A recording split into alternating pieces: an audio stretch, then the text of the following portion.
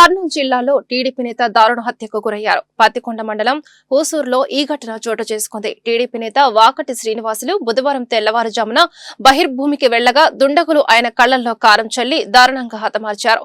విషయం తెలుసుకున్న కుటుంబ సభ్యులు, గ్రామస్తులు ఘటనా స్థలానికి చేరుకుని కన్నీరు మున్నూరుగా వినిపించారు.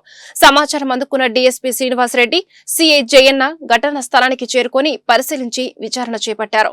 ఎమ్మెల్యే కేఈ శ్యాంబాబు మృతుడి కుటుంబ సభ్యులను పరామర్శించారు. హత్య ఘటనకు దారి తీసిన పరిస్థితులను డీఎస్పీతో మాట్లాడారు. నిందితులను గుర్తించి తక్షణమే అరెస్టు చేయాలని ఎమ్మెల్యే కోరారు. ఎమ్మెల్యేకు శ్రీనివాసులు ప్రధాన అనుచరుడు. అసెంబ్లీ ఎన్నికల్లో ఆయన కీలకంగా వ్యవహరించారు. మృతుడి కుటుంబానికి పార్టీ అండగా ఉంటుందని ఎమ్మెల్యే తెలిపారు. ఆ టీడీపీ అతను లీడర్ అయిన ఇంచుమించుగా 8,000 మంది జనాభా ఉన్న ఆ ఓటర్లు ఉన్న విలేజ్కి చాలా పెద్ద లీడర్ ఆయన.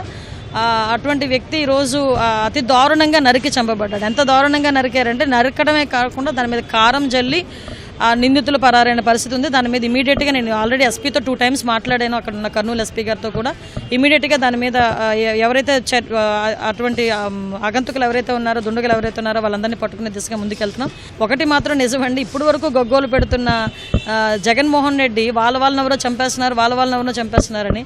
కానీ ఈరోజు పరిస్థితి చూస్తూ ఉంటే అధికార పార్టీలో ఉండి ఈరోజు మా తాలూకా నాయకులు కూడా మీరు అబ్జర్వ్ చేస్తే లాస్ట్ టైం రాజకీయ హత్యలు 4 జరిగినాయి కూడా 3 రాజకీయ హత్యలు టీడీపీ వాళ్ళని చంపేసిన పరిస్థితి కూడా కనిపించింది. ఇప్పుడు ఈరోజు మళ్ళీ ఒక టీడీపీ నాయకుడిని ఈరోజు నరికి చంపడం చూస్తూ ఉంటే నిజంగా వాళ్ళు కావాలని ఇక్కడ లా అండ్ ఆర్డర్ లేదనో లేదంటే ఇక్కడ ఇబ్బందిగా ఉందనో ఒకటి క్రియేట్ చేయడానికి చేస్తున్న సందర్భాన్ని కూడా మనం చూస్తున్నాం.